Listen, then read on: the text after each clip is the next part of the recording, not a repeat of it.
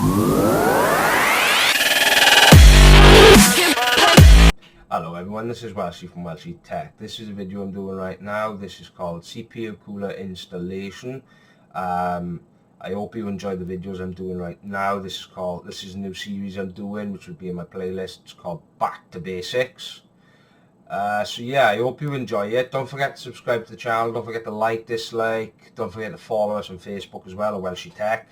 There's going to be a link for Facebook in the description for you. So yeah, I hope you enjoy the video.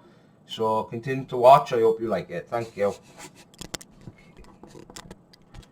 Right. So this particular cooler, as you can see, is AMD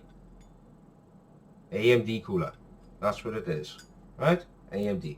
Now, this is basically a stock cooler, which isn't the best thing, but oh well. Right? All you do, place it down like that.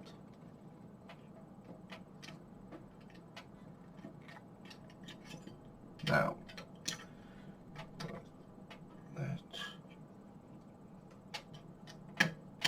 like that, clips in, and then all you do is pull the, so it clips in on each side, and all you do is this, the retention arm, and then you give it a little wiggle. CPU, that's the 4-pin. All you do is you plug it into the CPU header, just like that. Voila, done. So that's in. I just applied new thermal paste, because from my last video from how to apply thermal paste, you don't need to know that because I've already done a video, so make sure you go check that out. It'll be linked into the video and in the description, so make sure you look out for that. Next video for this will be power supply installation. Yes, I know, 1000 watt for something this particular. Yes, I know it's overkill, but still, it's just spare parts I've got.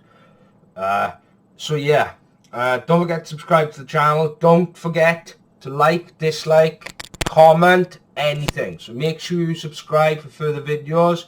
This is Back to Basics for CPU cooler installation. This is Welshie out.